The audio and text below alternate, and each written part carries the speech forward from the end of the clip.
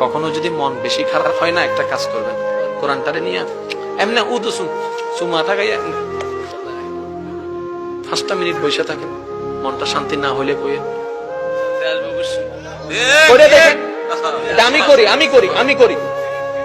আমি করি সেটা আমি আপনাদেরকে বলছি। আপনাদের হতেও পারে, নাও হতে পারে, কিন্তু আমার হয়। অন্তত কোরআনকে যদি পড়তেও না পারেন, এতটুকু তো বলতে পারবেন, আল্লাহ আপনার কালামকে আমি একটু বুকে লাগিয়েছিলাম। আপনারা আমরা মন খারাপ হলে কি শুনি? আমাদের কি বর্তমানে রাখে নাকি অতীতে নিয়ে যায়? আমাদের অতীতে কি সুখ বেশি না কষ্ট বেশি? তা আপনি কষ্ট কমানোর জন্য গান শুনে আবার অতীতে ফিরে চলে যাচ্ছেন, কষ্ট তো আরো বাইরে গেল না। যেগুলো মনে পড়ে না সেগুলো সব মনে পড়তেছে, কলেজের কথা, পার্কের কথা, ভার্সিটির কথা, ফেসবুকের কথা, মেসেঞ্জারের কথা, হোয়াটসঅ্যাপের কথা, যেগুলো এতদিন মনে পড়ে নাই এখন সব মনে পড়া শুরু করছে।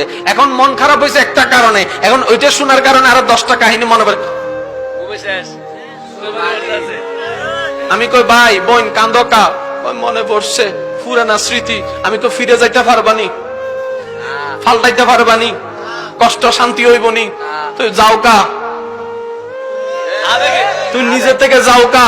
কয় আবেগ। আমি কই এটাই তো দরকার, বিবেক দিয়ে আবেগকে কন্ট্রোল করো, মনটাকে আল্লাহর দরবারে ঝুঁকাই দাও। শান্তি তোমাকে খুঁজতে হবে না, শান্তি তোমার কাছে অটোমেটিক আসতেই থাকবে।